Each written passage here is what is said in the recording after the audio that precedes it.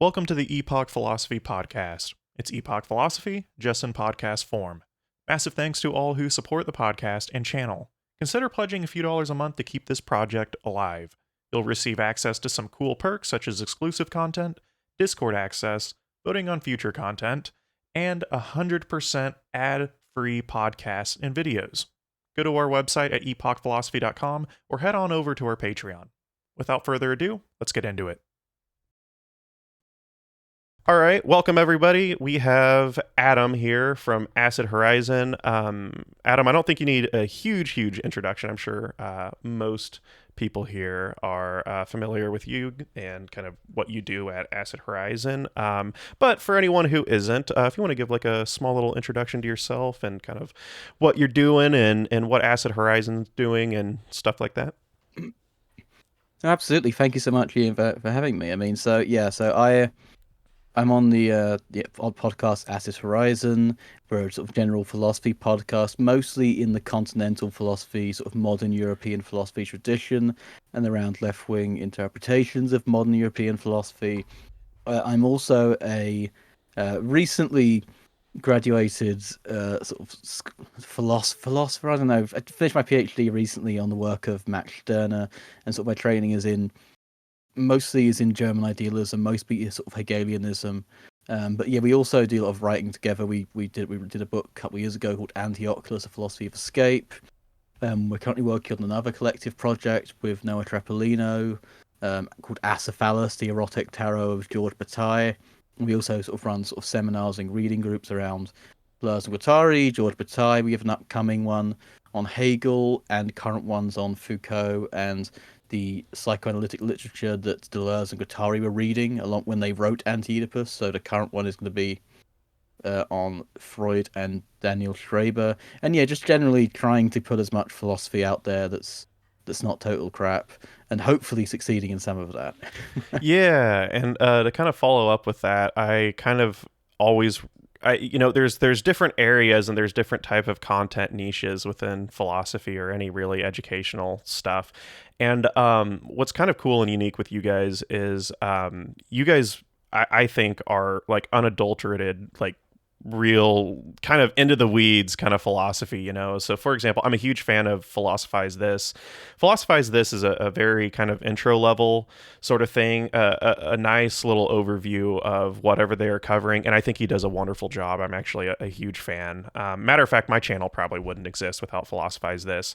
But on the other end, you guys are kind of on the other end of the spectrum, where you guys actually do talk about a lot of new and emerging things, which is good for me because in my kind of mind and what I do, I cover a lot of the history of philosophy, if you will. So a lot of the times I'm not terribly familiar with a lot of new stuff that's going around, and anything from like object-oriented ontology and so on and so forth. I know you guys cover a lot more than that as well, but yeah, that's always I always kind of, as a primer for you all, for some people who've asked, like, oh, what do you think about Acid Horizon?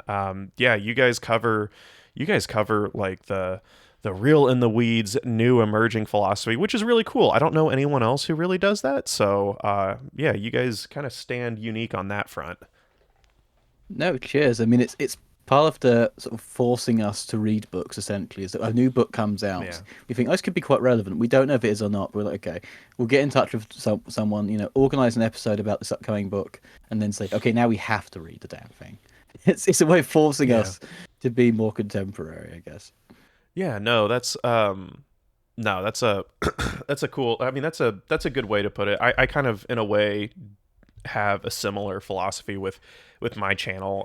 And we were talking a little bit earlier about some of like the weirdly, maybe, I don't know if this is the right word to put it, but entitled or people who, that it is the right word. A lot of people in not a lot, sorry, it's very few, but it's very startling how people feel in a way like entitled to one's work or their labor, or without giving anything. So we were, for everyone here, we were talking a little bit about before some of my experience and making videos around like the application of philosophy seen in video games, and a lot of people really did not like that Mm. at all.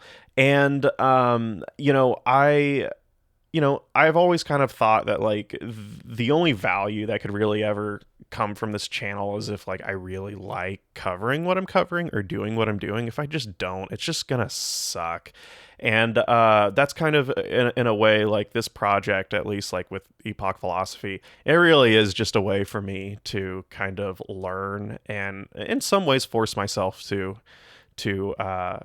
really dig into a hobby that otherwise I would be a lot more lazy with. So no, I get the kind of utilitarian approach towards towards stuff like this, and I think in a way it's always, I think that's kind of like a good thing that's helped me a lot. Anyways, I wouldn't know half the shit that I know without this channel. So Sometimes the audience needs to eat their vegetables. We can wrap up. So some people ask for Adorno. Okay, you get an Adorno, but we're wrapping him up in Fred Moten, or rather, we're wrapping Fred Moten up in Adorno. Like sometimes, I'm like, I was a joke. Like, yeah, just be like a vegetables episode. Because sometimes you get those more sexy sort of, your Deleuze and your Mark Fishers. Well, let's do Fichte. Let's do a vegetables episode. Let's do like history of philosophy. yeah.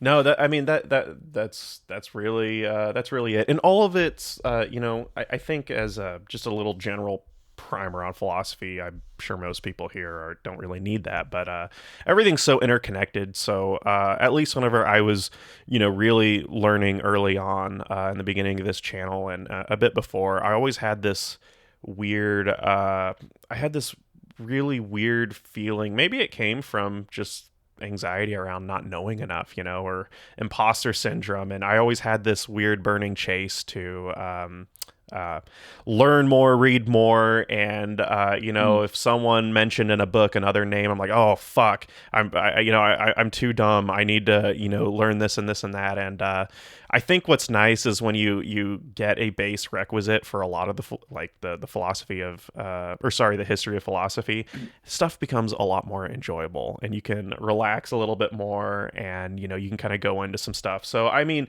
I went into a whole lot of Anti-Oculus, God, whenever that came out, and I guess that's a good segue to sort of like the work you guys have done at Acid Horizon, and then particularly the work that you've done with the New Flesh. So if you want to kind of go into it, so kind of you could maybe set a primer on Anti-Oculus, a little bit about like what you guys did there, and Mm. perhaps talk about the transition that you took with Anti-Oculus into the New Flesh and some of your individual work.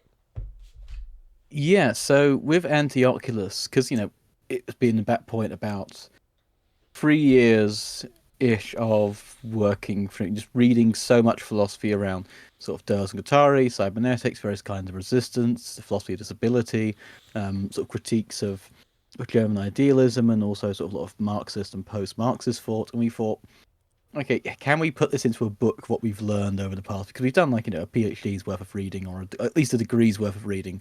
Can we put this together into something? And then it was a hell of a struggle putting the book together, but eventually it did sort of accrue into something, which is Anti-Oculus, yes, which built itself as a philosophy of escape, not in the sense of running off into the woods, as Tent Kaczynski or Heidegger would have Mm-hmm. done, but more in the sense of finding the limits of control, taking this analysis from Deleuze of the idea of a control society, heavily accelerated through various new kinds of technologies of control, um, new kinds of policing, and finding ways in which you can escape them in the sense of finding their limits and finding what escapes capture and delimitation in advance by various systems. So it's mostly a book about, and it starts the first chapter. It starts off, we call it the cyberpunk present, which as they become sort of more relevant in a way to thinking about various tech billionaires and their various kinds of fascist bullshits, and how to sort of pass through that after the failures of a lot of um, say cybernetic philosophies, and then people like the CCRU, the early Mark Fisher, Nick Mm-hmm. Land's, and its complete capitulation to the right, trying to sort of reformulate that for a time in which technology and particularly capitalism, not really technology itself, but capitalism, which wears sort of the mask of technology, has become even more frantic, obsessed with its own policing, and then obsessed with management. And it's I really wrote the first half of the book about really the systems of control, everything, various ways of stratifying how, for example, everything from riot control to contemporary the history of racialist or racist classifications, ableist classifications, transphobic and gendered classifications came into being. And then the second half, mostly worked on by Craig and Will, was all about the aspects of a more positive theory of escape, be it through a critique of the representational form of the imagination, in which our political sort of imagination is contained, or a politics of the anarchy of the body in relation to the history of disability. So that was generally Anti-Oculus and what we tried doing with that. And after that, I had sort of two commissions on what we can loosely call cybernetic philosophy. So the first one was the foreword to the new edition of Mark Fisher's PhD thesis, Flatline Constructs. I wrote that essay, it must be about a year ago now. It's coming out sometime this year, called A Temporal Introduction to Gothic. A Gothic Introduction to Temporal Warfare, basically explaining what in sort of quite straightforwardly Marxist terms, what it is the CCIU were doing beyond all the hype and all of the technological fetishism, and then saying what they got wrong and why Fisher moved in the direction he did after that. And I still had a lot to talk about with Anti-Oculus because it was a book about the mediations of the subjectivity in the self and sort of control society, and it was also a very therapeutic book for me in the sense of I had something to say about the various systems I found myself in, and that included the control system of online platforms and data production, which is so inherent to what we do as, I'm loath to say this term, but it's key to at least embrace part of it to understand things on a level of class and economy, content creators, and think what is this doing to us after, say, 3-4 years? We're clearly not the same people in a way. What is this doing to us? What is this mode of data production doing to us? And that's sort of the germ from which the new flesh arose, and it got sort of more fleshed out, no pun intended, as the book moved through different kinds of data economy and its impact on subjectivity and its impact on the world around it. I think that's a really good question to pose, particularly, at least I feel that, like, we are different after, particularly in the sphere of content creation. I am different after doing this for about 4 to 5 years. And what are those differences? I don't think I've ever, which sounds bad, like a lack of self-reflection, but I've never thought about it in those terms of like, how have I been changed from my own kind of interaction with content creation? So with, with Anti-Oculus and analyzing some of the newer holes within kind of control, if you will, I know this is tough. Getting prescriptive with a descriptive philosophy is always difficult. It's always the hardest thing. It's like, okay, well, what do we do about it? But I'm always interested to figure out, because that's something at least I've always struggled with. It's I think it's a little easier to kind of see what is happening. Thankfully, it's at least I think for most of us, most humans, I think a lot of things are at least somewhat apparent. What's difficult is what to do. So with this project that you guys did, what are some things from the kind of theory reader, someone who would read something like Anti-Oculus? What are some prescriptive goals or things that we can chip away in, to the issues that are pretty unique to the 21st century? This is interesting because in terms of control mechanisms, the tack that we take in the book, deriving from another theorist, Ian Allan Paul, is that control societies and disciplinary societies are not qualitatively all that different. It's mostly a matter of speed. In terms of anything practical, I mean, we offered it as kind of a toolkit. Let's go through chapter by chapter. The first chapter will tell you, for one, to try and to actively disbelieve anything a tech bro tells you about their technology. The second one would be, here's how riot control works, and here's what's wrong with it. Act accordingly with that. The additionally to that is I mean, he gives every time he gives example of escape, it's sort of showing you how to get around various forms of recognition or finding their limit. So if you Hmm. want to evade them, please, you are heartily encouraged to do so.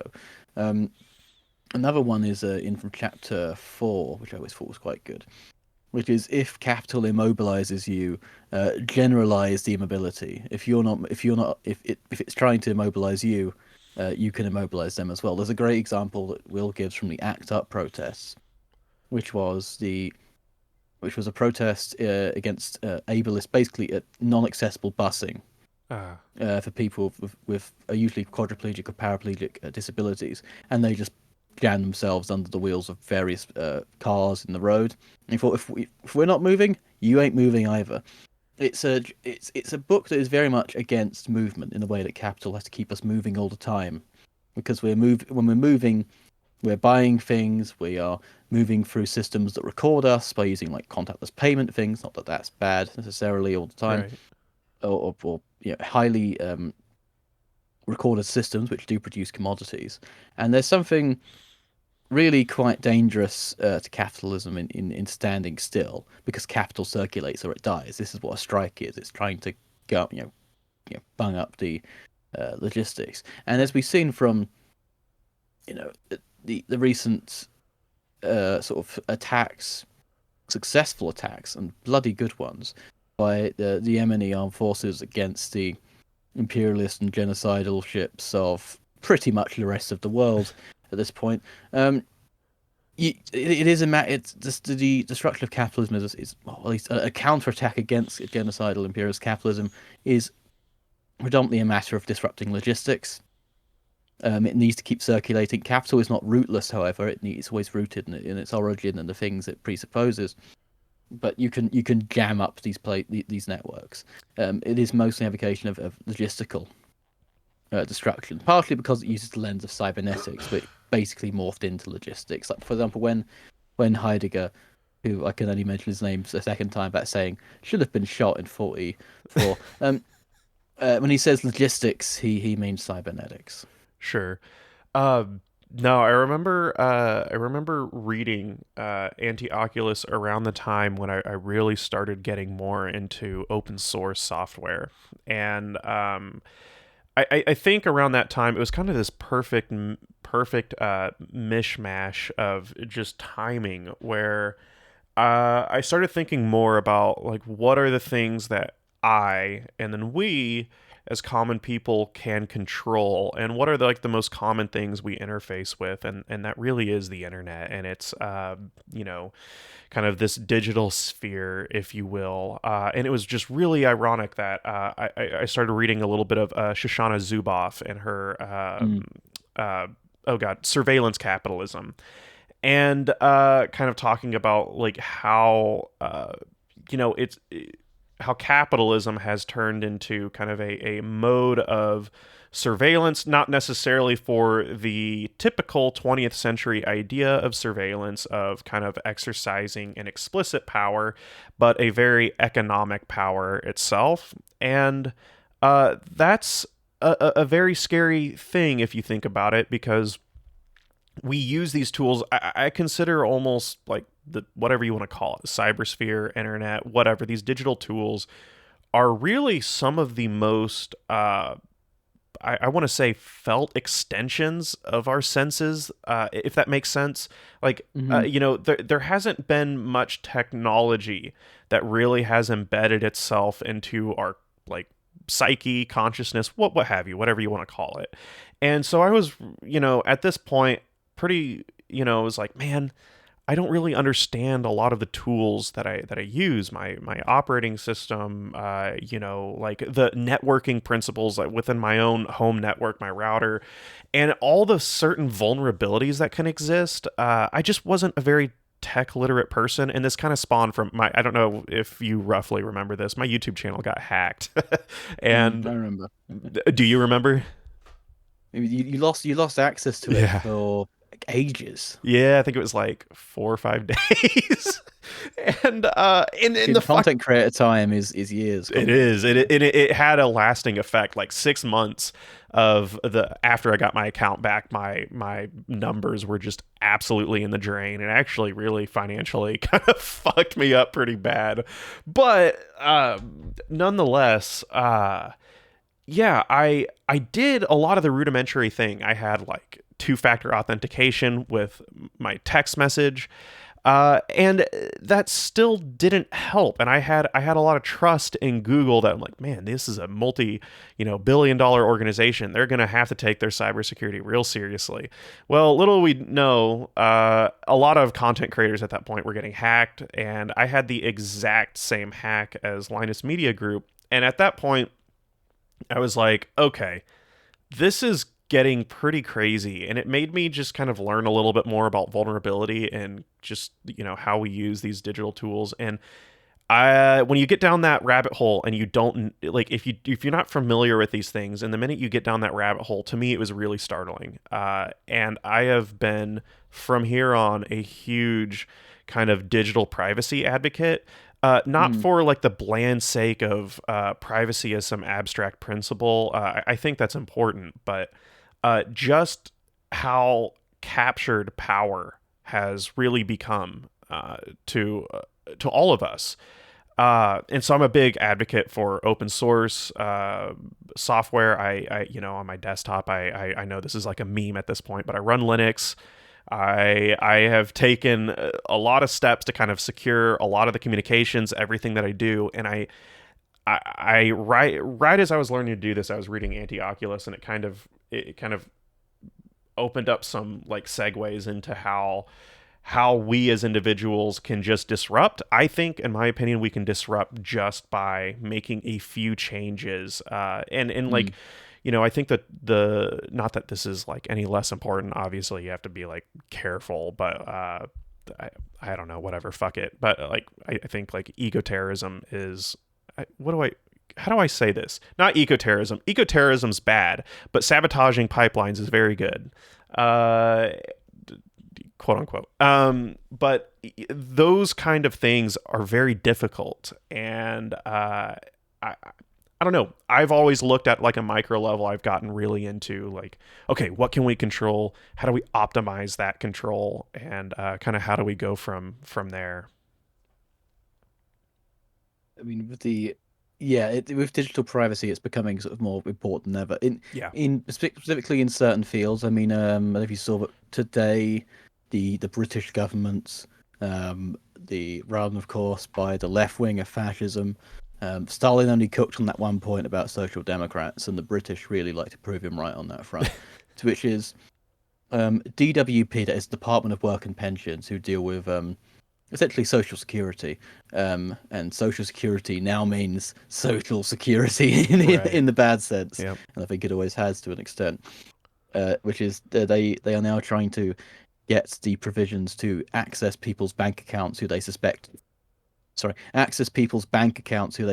are fraud, and that's particularly basically social security's fraud, benefits fraud, which doesn't happen, and if it does happen, good, because all going to spend it on this fucking genocidal bullshit anyway. So I wholeheartedly, no, I don't wholeheartedly endorse that. I forgot I live in Britain and I have the First Amendment, but they want to do these similar things in terms of breaking people's bank accounts. I think digital privacy isn't much about protecting your data. It's protecting your data from the government, from hackers. I mean, from data sets. There was this new one called GeoSpy recently, which is basically a GeoGuessr, that game, or LLM, which can now track people. I don't know if it's accurate or not, but it's still going to be used by someone. And of course, most sort of importantly, at times like this, the data security of, for example, trans kids who are being oppressed by their parents, or people at school who have been totally taken in by the fascist ideology of transphobia, which is overtaken so much in just both the right and in the liberal camps. And of course, since Roe v. Wade was overturned, people's period tracking apps are essentially spying on them for the carceral state, or in this case, now at this point, the state. It is genuinely a matter of life and death data protection at this point. Yeah, no, I'm glad. I haven't I haven't listened to any recent podcast that you guys have done. Maybe you've kind of talked about that explicitly. There's I've even had some resistance. From people. I've had so well. Oh man, one guy was I don't know him very well. I think he followed me on Twitter at one point. All accounts, probably a pretty smart dude.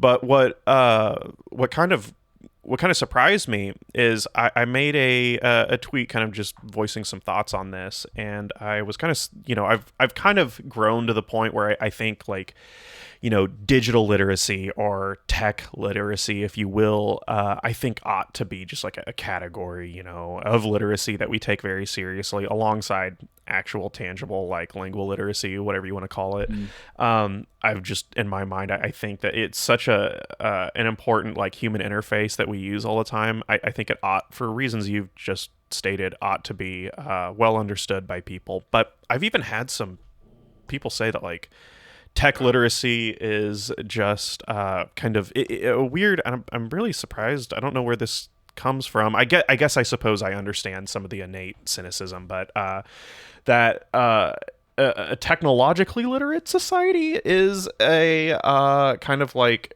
captured by capitalism, if you will, because I think there's this equation with tech literacy or knowing like how data flows through a computer, how systems operate. There's this idea that it's an inherently like capitalist program and stuff. And I've actually noticed quite a few people are very resistant in that respect. And I actually kind of understand a lot of the immediate thing. Because like when you think about computer systems, IT, what have you, it is a very, it grew really at the time of neoliberalism. It is a truly neoliberal like academic category at this point, and it is just profit seeking, if you will. That said, though, I think I think it is important for us as kind of critical, like whatever you want to call us, like leftists. I think it's important that we get our tools in order, and I think we got to be wary a little bit about kind of thinking that like, oh, we're already fucked. Like I can't compete with, the likes of the state or big tech corporations on my location or anything like that. And I'd argue this tech. I'd argue the state definitely. Like yeah, if the NSA wants my location, I'm a little bit boned, but I think there's a lot that we can do to mitigate. I think learning about tools like this that are outside of philosophy, if you will, is just it's really informative, I suppose. And I guess we can kind of segue into that as well. But if you're interested, but something like lately, I've some of like the best things, like how I've been able to apply philosophy, is explicitly outside of it, if that makes sense. But yeah, I don't know. I just kind of voicing my thoughts there, and No, tech literacy is incredibly important, and I do get sort of the argument of you can't, I mean, I remember sort of a while ago it was learn to code was sort of the refrain of get a job, and then everyone learned to code. I didn't, and that devalued it. And I'm like, well, that's the same.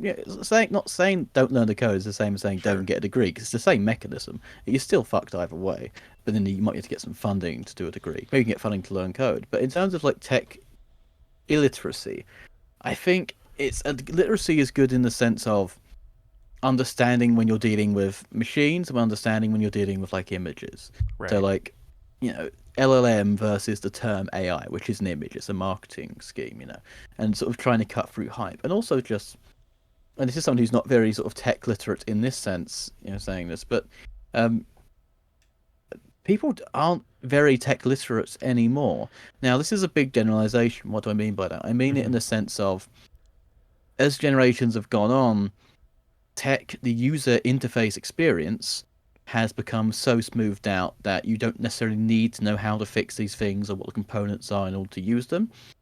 So, most people, if you're using an iPad or a smartphone, there is the little cog which says settings, And if it doesn't, and if the problem you're having with your phone, if you have a problem with your phone or your laptop or your iPad, if it isn't solved by something in that little bit called settings, uh, for example, you say you bought an iPad, you take it to the Apple store, they say, fuck you, buy a new one, they throw it away. Because they don't want you to know how to fix it. Um, Proprietary laws mean they don't want you to actually know how this technology works so they can keep producing it. Even, no one wants the latest iPhone. That's obviously a lie. But what I mean by that is people would really want, if you offered it to them, the iPhone they could make instead of these incremental things that waste so much um, the resources, which of course are extracted pretty much from the blood of everyone in the global south has to mine them up.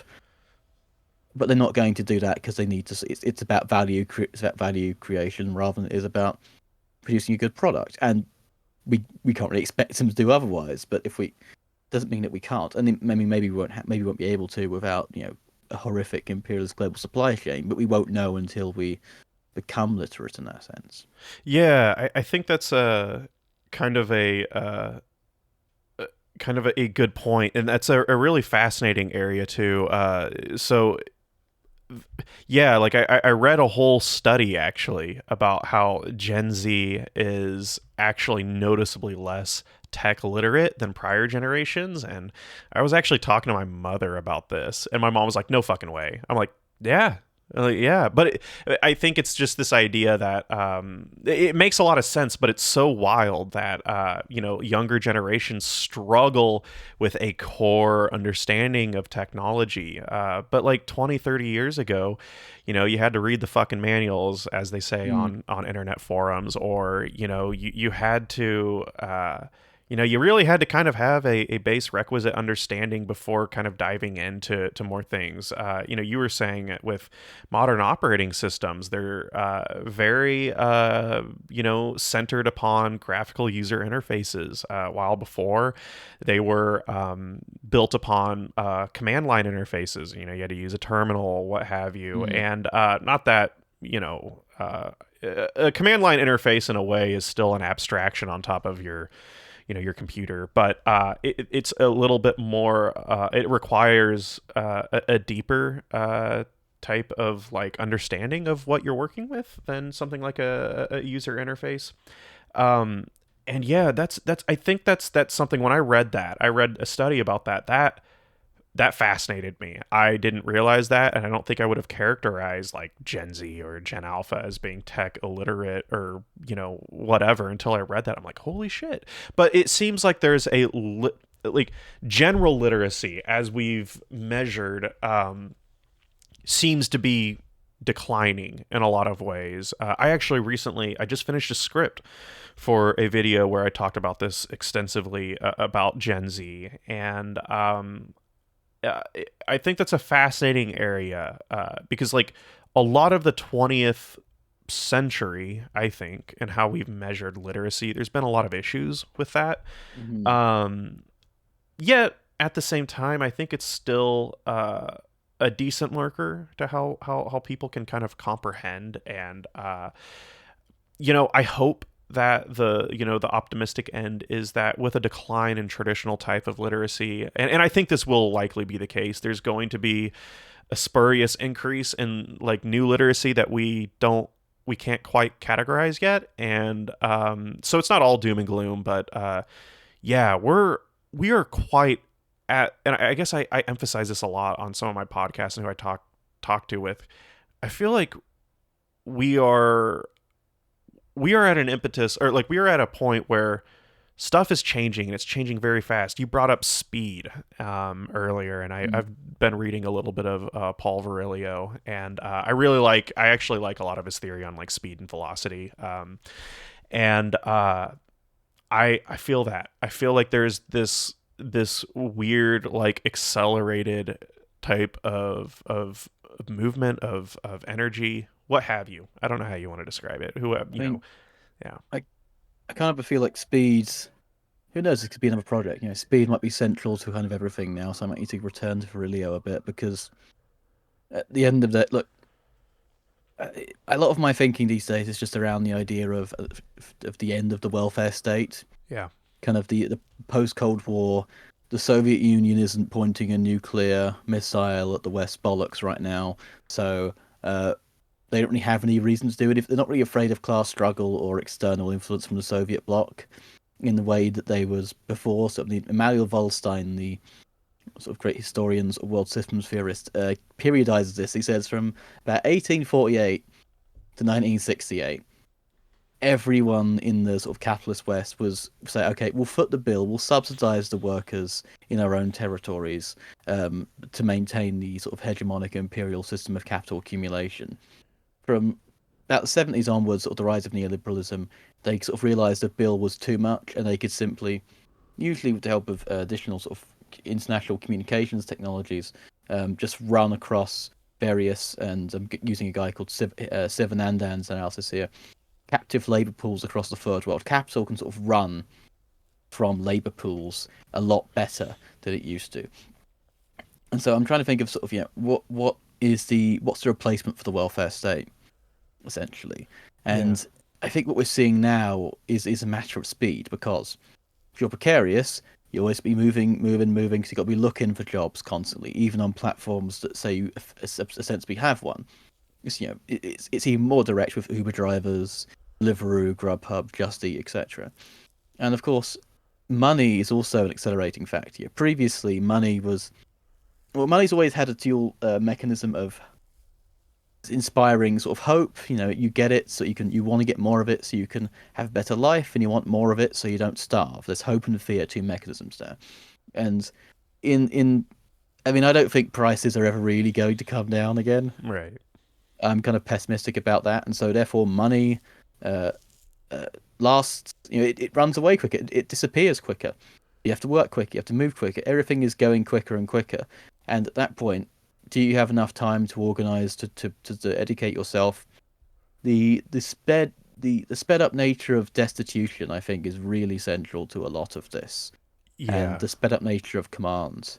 And it becomes even harder when you understand even the speed at which you move through things as you try and get money to survive is producing an additional surplus value on top of the regular surplus value, which is all the data you make amidst that process. So I think speed is really going to be the pressure that is ramping up on pretty much the vast majority of humankind, and especially those in sort of declining welfare states that have transitioned fully into service economies. Yeah, I think that's a good.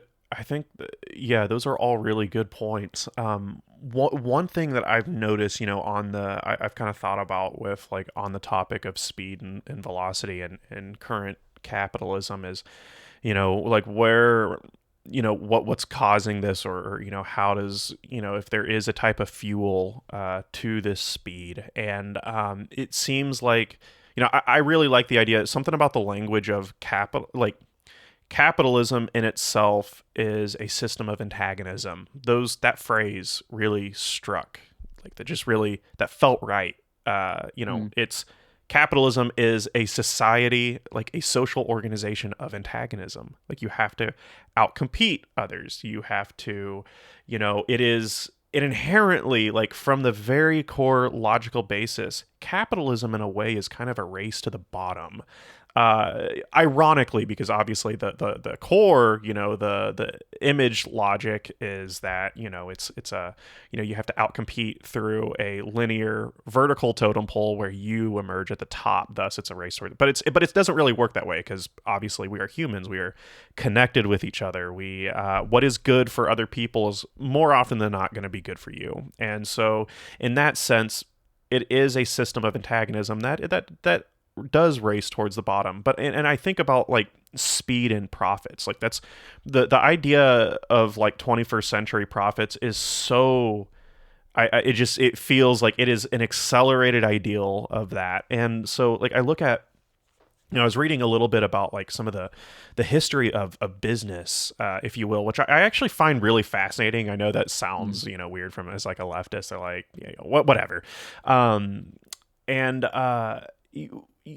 like nowadays, I didn't realize how uncommon the idea of layoffs for profit generation was that's a really relatively new phenomenon, and it's becoming increasingly more common where in order to generate a quick hit of short-term profits, companies are just laying people off.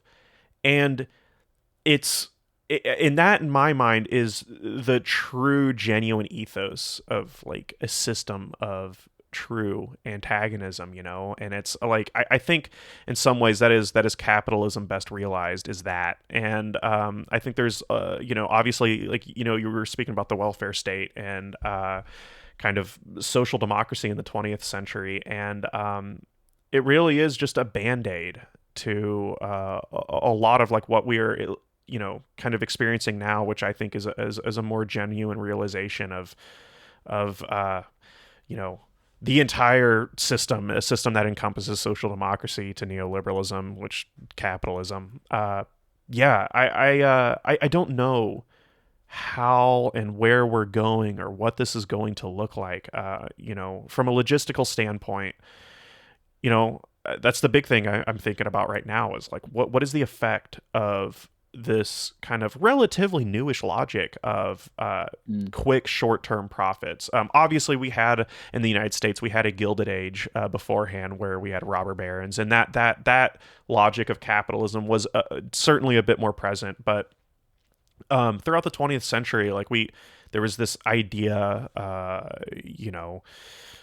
despite it, how weirdly poisonous in some lights it was, but there was this idea that, like, okay, there's an organizational ethos here that, we have to at least kind of take care of our workers a little bit. We got to make sure that, they can actually live, because if they can't live, then this organization falls apart. And that logic has been eviscerated, really. It feels like, to me. Yeah. And I have no idea where we're gonna. I don't think anyone does, but yeah, I'm curious. What do you think? Like, how is how are where are we going from here in the mind of Adam? Like, I'm curious what you think. Well, it reminds me of a conversation I did a show a few months ago with Owen Haverly, who's like a writer in architecture, and he wrote a book called about social democracy in DC and New York through its architecture. Yeah. And he was telling me about sort of these, because in New York City at least, there's no like, housing projects are often more like cooperatives. There's a lot more housing co-ops, Mhm. which we don't really have a lot of in UK. It was just sort of straight up state provision. And they said that, yeah, it started by, there was like all these carvings of Marx, Engels, Lassalle into things. And it's like, well, how does this happen? He said, well, these were socialists, and they were allowed to be socialists, and they were given planning permission by people, even like Robert Moses, on the basis that they were anti-Soviet or formerly anti-communist. And there was something of a buying off, not to just go full labor aristocracy, but I think there's definitely something true to that. You don't have to be a full third worldist to say that they were only going to give us concessions, uh, to sate kind of internal struggle. And of course, not everyone got those concessions. They were Right. predominantly stratified according to the usual heteronormative and anti-blackness that structures pretty much the entire history of Western capitalism, and indeed capitalism generally. And in terms of where are we going from here, I don't like this question because I don't have a good answer. Sure. In the sense in the sense of you know, is are things going to get better? Probably not. But that is collectively, I guess, down to us, and sort of down to working out what our position is, what we can do. I don't think things are always entirely hopeless, because you can fight the bastards. I'm a firm believer in the slogan of the trade unionist Bob Crow, which is, if we all spit together, we can drown the bastards. Um, I There's a quote from Merck's Block as well, that Marxists have no right to be pessimists. Yeah. And I'm thinking, look, we need to be looking to the forefronts of resistance here. Not necessarily for things that we have to necessarily emulate, but for reasons why we can't give up. Yes, it might not be the case that, say, electoralism might be the vector. Yes, things are going to get worse in the sense of increasing fascistization under Trump. We've seen the executive orders, vicious attacks against trans people, already leading to a further assault on further assaults on abortion. He literally declared a fucking state of exception on the southern border, and Elon Musk did a sea Kyle. They are not being subtle this time. They were never subtle, but now they're being even less subtle. And of course, even though there's been a ceasefire, which the Israelis will continue to violate because they always do. It's only over one-sided ceasefire. I still think the resistance. Look, the US has been defeated in many respects. They were forced out of Afghanistan. They were forced out of Vietnam. You can defeat the imperial hegemon, and indeed the Israelis have not taken over Gaza. A lot of that, they are the nation that, in many ways, is a testing ground for a lot of what the international capital wants to do. In the sense of that's where a lot of weapons are tested. I know that because the weapons companies like Elbit say they're testing that. Yeah. And it's got a huge AI sector, for example. It's called the Startup Nation, and a lot of capital is invested in getting speed on its returns for so quickly that it doesn't actually make anything. It does startups and basically, makes money by circulating things around speculative hype. But those smart fences weren't so fucking smart on October the 7th. I don't fucking care what you said it is. I've seen videos of the latest new drone detection technology being blown up by Hezbollah. I have seen resistance fighters making their own weaponry in the conditions of being an open-air prison, and they have fought them off with huge losses, but to the point of a ceasefire for over a year and for decades beforehand. That is resisting a highly technologically advanced, so to speak, fascist nation back to the hilt by the global hegemon.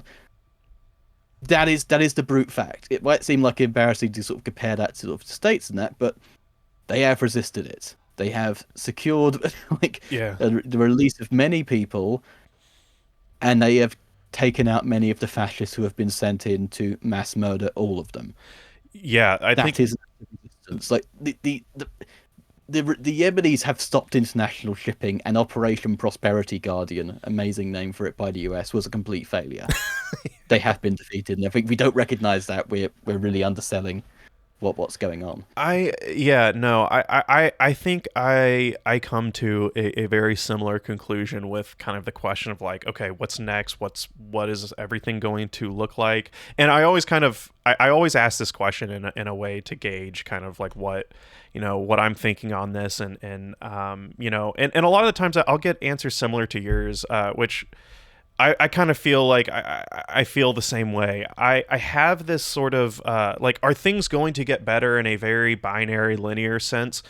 Well, like when you phrase it in that way, probably not. But in some respects, I don't think that really matters that much, right? Like in a very like categorical way in how we kind of construe better or worse or good or bad. I don't think in a situation like this, it's that we in some way shouldn't really pay too much attention to that. I have this, there's this long, obviously, like philosophical question of whether history is progressive or not. Obviously, how we define progressive, how we define good or whatever is certainly a deeply subjective thing. But I've kind of always maintained that in my mind, no matter where you look in history, while we have kept a lot of the same, whether you want to call it deeply human, things like bigotry, hierarchical ways of organizing, despite that, and it's a big despite, that humans, it seems, have accepted and acted upon pretty I want to say more egalitarian values, and that can be anything from how we view the acceptance of trans people, queer people, to how we even still operate around like the concept, or around capitalism and the logic of antagonism therein. I'm not a big doomerist when it comes to, and a lot of the reasons you said. Humans are capable of a lot of crazy things, man. Obviously, a lot of those things aren't very good, but there's, man, don't underestimate people in a sense. I kind of feel like even normal people, and I'm always left with that. I'm not saying that out of a coping mechanism or anything like that.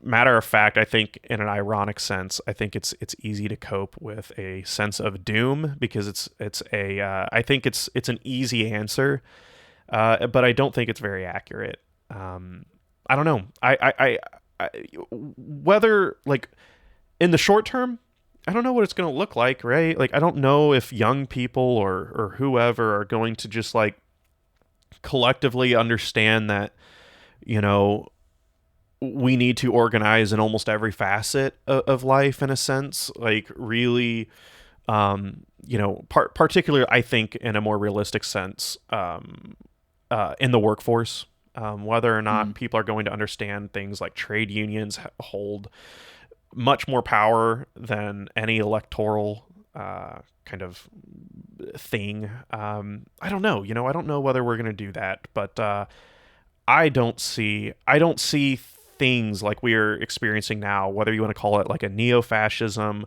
like a far right neoliberal decay, with Trump and a lot of other. I mean, really, it's not even just Trump. Throughout Europe, throughout Britain, um, I don't see that as very sustainable. I really don't. So what will come next after that? I don't know. At least what we know now, I think, like what's going on right now, it's not working for them very well. And so, in theory, Mm. stuff could get worse, right? We could end up with like, a worse deal, if you will. But I think neoliberalism is very calcifying. Like the beginning of neoliberalism, it kind of just obviously Fukuyama wrote The End of History, which I don't. I think the thesis of The End of History is wrong. I think everyone does at this point, but I think in between the lines there's a point that I think that kind of era of time in political history was a bit calcifying, and I think we have rapidly since '08 Mm. that calcification has been shed pretty fast. Oh yeah, the economic crash of fuck it, let's throw it there. With 2025, that's going to be quite a radicalizing one. Yeah, Um, because I'm assuming at some point. I mean, this is what I think the so-called AI people are doing. They're sort of ingratiating themselves with the state to basically subsidize a growing bubble of stuff that doesn't really exist, cannot exist, and if it does exist, doesn't work. yeah, And I was quite surprised with the introduction of the social fascist Labour Party into the UK, because I was thinking, okay, my God, okay, great, we have the competent people who are directed under the wing of uh, the same ideology as Margaret Thatcher. yeah, Great. Why would you vote for the competent fascists? Okay, why'd you vote like Third Party or Green or something? But what I was surprised with was how bad they are at all of it. Absolutely all of it. Because they've had like 5 relaunches to try and get their things going again, and the most recent thing is we're going to be basically a place for AI investment. dude, And I'm I like, okay, so yeah, I hate I okay, that's hate not going to work either. Thank you. No, I totally hate to kind of interrupt that train of thought, but man, Sorry. I for no, no, no, it's okay. For I'm thinking, on a very explicit political lens. Some of my audience might be a little, yeah, like so the UK Labour Party and kind of some of the core politics. Yeah, you guys are not doing good right now. Like I actually think the Labour Party is infinitely right now. It seems more dismal than even the Democratic Party, and I'm not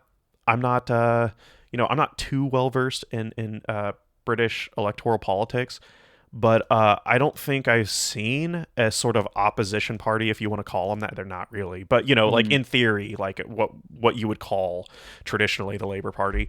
Um, I don't know. I feel like that is like UK politics is uh we might be weirder on the surface.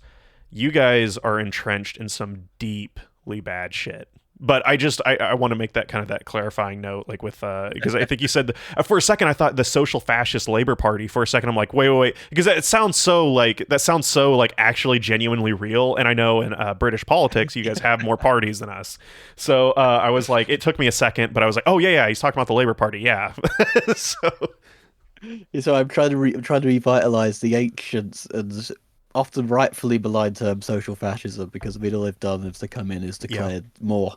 They've set themselves on a path of basically mandating the social murder of trans children for the banning of puberty blockers, full support for the genocide in Gaza, full support for basically anything evil you can find, including, as I was saying earlier, the persecution of disabled people as part of the eugenic policy, which has always been very built into a Labour Party yeah, program since its origins. yeah, man. That's a weird one that I've kind of thought about a lot. I think in the U.S., like I've noticed there's this general attitude where Democrats in the U.S. or even people on the left, I think it's a little easier to see. There is a small sector you can call them. I mean, technically they're part of the progressive caucus of individuals like AOC or Mm. Ilhan Omar, Rashida Tlaib, and I don't really have a bone to pick with them at all. Really, like in my mind, like the scale of what we're kind of dealing with electorally, Mm. not even just electorally, the scale of what we're dealing with. I don't focus much, like I know there's a lot of people like, they'll shit on, you know, our idea, our version of social democrats.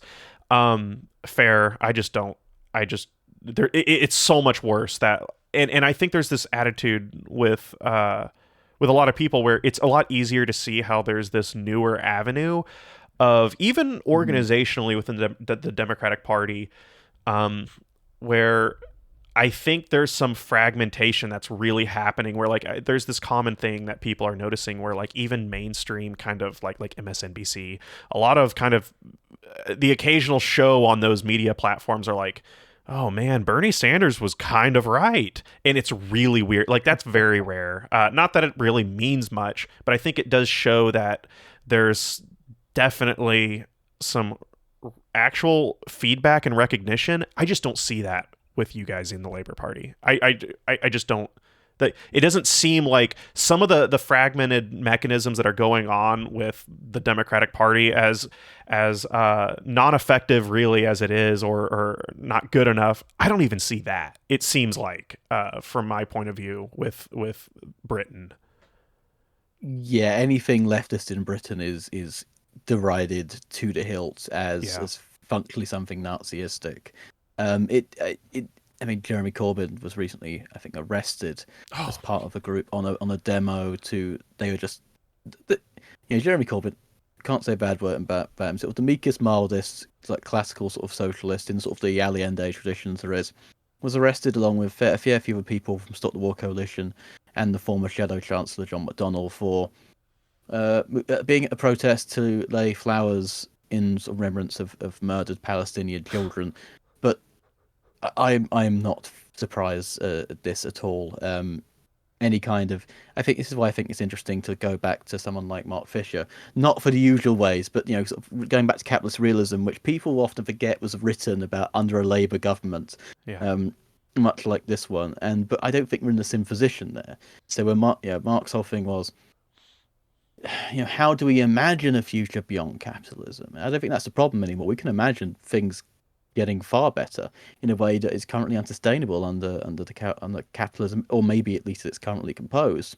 The problem is that we asked for it, and they said, "No, fuck off." Yeah. And it's Yeah. like, okay, what do we do now? No, I agree. And I'm curious what you think. I go.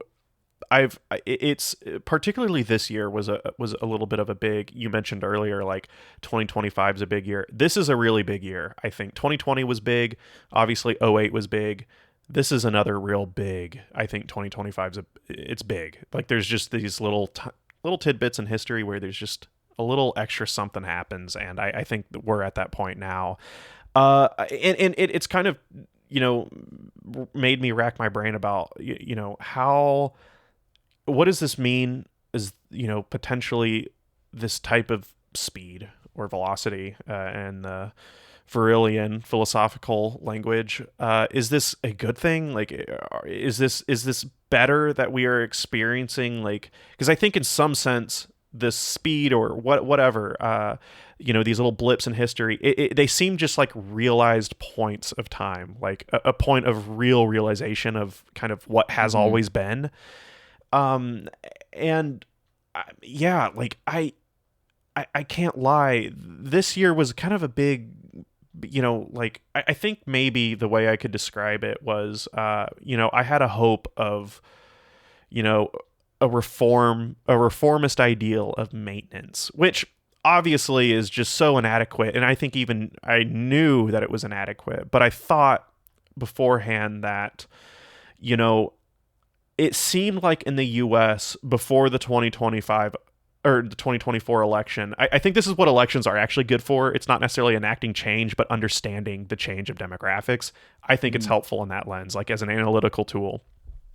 And before 2024, young people, it seemed like their political dispositions were going very, very far left at a very rapid pace, like I don't think we've ever statistically seen in the US. Hmm. And that's a good sign. And I was thinking, with that information that, okay, there's an opportunity to where, maybe we can build up some sort of like state, some small tidbit of state power that would maybe allow unionization to be easier, and at least kind of allow some bedrock and some core frameworks to where you can really start addressing these things outside of just like mere meek electoralism. But that didn't happen, and we've shifted further right, and obviously that's a gut punch, right? If you're coming from the logic that I was coming from, that's a Hmm. oh fuck man kind of moment.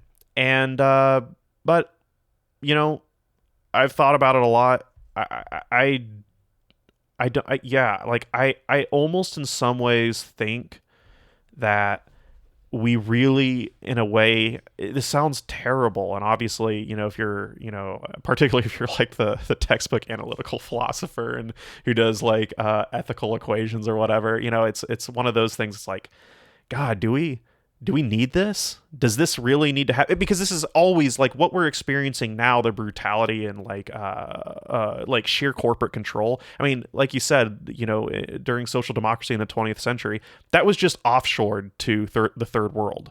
And Hmm. it seems like a lot of the autocratic control is now, it's always been here, but it's now explicitly here to be visualized in a very raw sense. And I can't help but think that there has to be some emancipatory potential with that. There has to be. I think history would be fundamentally wrong up to this point. Like there would be something really deeply wrong with us if there wasn't some emancipatory potential that was realized at this Hmm. moment. Yeah. Yeah, part of me's thinking, okay, if we're going back sort of the pre-1848 revolutions period, it's like, okay, well, let's just pick up the Communist Manifesto again at this point, because why not? It's written for that moment, And at the very least, if it's a program, I'm tired between whether or not we need a program or not, because in the sense, a program these days is kind of impossible to realize in the sense of so many Marxists, sects can put forward programs, put forward policy decisions, there's no means of enacting them. And I think, in a way, it's kind of hard to do that from a centralized point. I mean, you're talking about speed. I mean, I'm on the branch committee of the local branch of a Marxist organization that I'm a part of called RS21, and sometimes we're thinking about, well, what's the meeting going to be about, this week, and then we go, well, we kind of have to wait because about a decade has happened in the past week, and usually sometimes it might be updated by the time we get to the meeting. It is so hard to keep up with things, and to that extent, it's hard to organize around them. But then again, there are examples of networks that are being formed in which instantaneous communication can help these things. So, for example, anti-deportation raids networks. People get in front of the van, people get lawyers out, people surround the vans, kettle the police, as we say in Anti-Oculus. And those things can be very much instantaneous. It's in a way, a lot of these problems, particularly in terms of resisting some of the bad things, like the provisions of uh, basically providing sort of DIY healthcare, resisting deportations, resisting arrests, providing like support to arrestees. This it requires a spontaneous kind of activity, Yeah. yes, but it requires networks to be organized such that such spontaneity can come into being. It takes a lot of work of building networks where spontaneity can come into place, um, rather than necessarily getting together in sort of the traditional party form and saying, okay, we want to do this, this, and this. How do we do that? And then silence. And then eventually, because people are more precarious, it's hard to contribute time to that sort of traditional organization. And so it ends up getting sort of locked into a set of people who have the time, and it's hard to keep things active rather than just being, spending all the remaining time just trying to reproduce the party rather than to extend it. Yeah. Yeah. No. No. No. I. I think that. I think that at least like when you look at when stuff shifts, it doesn't necessarily mean. Oh, sorry. Excuse me. I'm still getting over a cold. My nose is all stuffed up. But when stuff shifts, when you have those like the spontaneous moments, uh, I think those are like I think those are more important than what we let on. So we there's a lot of among I think like leftists in the U.S. A lot of people feel down about something like the George Floyd protest. It was the biggest protest in United States history by mere numbers, which is pretty incredible. But it still Mm. showed that a lot of the core results, what they wanted, didn't happen. And obviously, the first thought there is that, okay, well, that sucked. That didn't work. And I don't think it's, you know, there's been some reform here and there that depending on the department, whatever.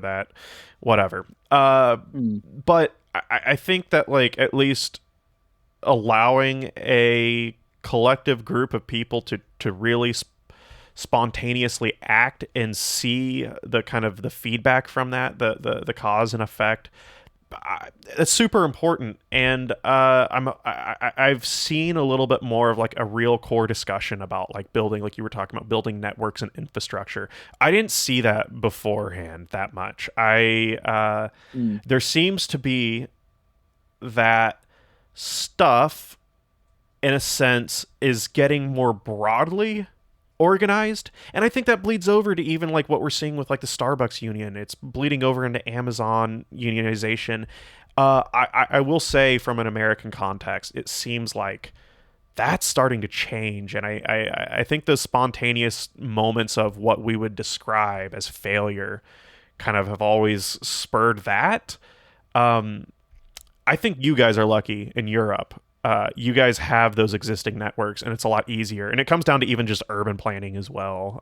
You guys are a lot more of a communal based type of, the United States is segmented. It is true isolated hell for a lot of people, like in the suburbs. I don't know if you've been to the States or into a suburb. I was in Long Island early last year, Oh, and let me fucking tell you, oh, I'm oh sure. my, I'm sure that was a culture shock. That's got that to it was absolutely fucking horrific. that When you have had to to have been. drive everywhere, can I get a bus anywhere? Can I get a No. bus? Oh, can I get a bus to a train station? Okay, at least the trains are going to be sort of high speed, right? So, Dude, oh wait, no. I love talking to Europeans about the United States. It's so fun. Like I can only imagine how wild. I always love hearing people's experience with that because it's always like what the fuck.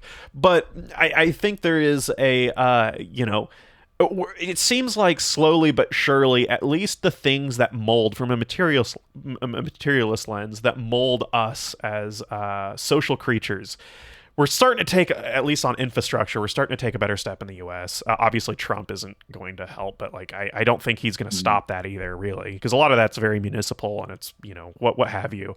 In a way, like the United States has gone broke. Like cities, because they have to expand, they go broke trying to maintain infrastructure. So why our infrastructure sucks such shit is that, you have these crazy sprawl like places, and it's just places go fucking fundamentally broke trying to fix it. You have and obviously a lot of money and taxation comes from property values. And property values in cities like my city, Kansas City, it's a lot lower because of how sprawled out it is. When there's a lot of things closer to a property, the value increases, and the city gets to reap the benefit of that. So it's like Trump or whoever, whatever fascist, whatever far right politician, they can't stop that because cities will fundamentally fall apart if they don't. So luckily, we're building some infrastructure there that you guys do have. But I guess to sum kind of this portion up, of what we're talking about, I think, God, we went over kind of some philosophy of escape, looking at kind of some holes and everything, data integrity. I think with this, kind of the illusory. Kind of political, the bad shit that's going on, at least in my mind, I always contend that there not only usually is, but there must be a type of emancipatory reaction, and I don't think this point's any different. So, yeah. No, absolutely. And in terms of you talking about the George Floyd rebellion, I mean, there are some reasons to be pessimistic about it, but at the same time, to be realistic, because James Connolly once said, we do have to demand the impossible. Yeah. And also, you're not to forget that, I mean, Idris Robertson, who we cite in Anti-Oculus, is very good at pointing this out. Police stations burned. People say, oh, you're attacking our neighborhoods, but I saw a video of someone saying, these aren't our neighborhoods. We don't fucking own anything. No. No, well, dude, not only that, I don't know if you knew this. So my city, I actually, Kansas City is a little bit of a gem in the U.S. in the worst way. Kansas City has a lot of great, rich history. It's actually a pretty nice city in an American type of logic. That said, we don't own our police department.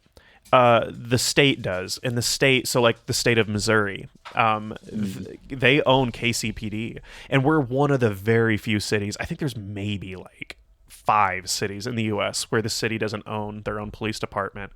And we can't fundamentally control our police department whatsoever. I mean, and in Kansas City, it really does feel like it's totally inadequate. So you have the Republican Party who will actually, genuinely gut the entire police force, such that the gutting of those funds, it doesn't go to weapons contracts, it doesn't go to equipment because that would piss wealthy people off.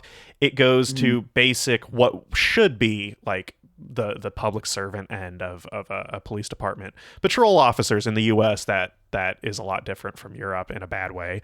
But there is not a lot of agency with at least our department. And I know, I can only imagine,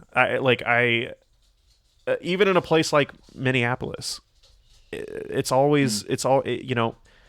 United States police really does, they feel like a very huge paramilitary force, and I think the only people who don't feel that are suburbanites. They are. I mean, yeah. I've heard about the chain of you have a copy that's based on the the fraternity of police officers, that quasi Freemason set up there.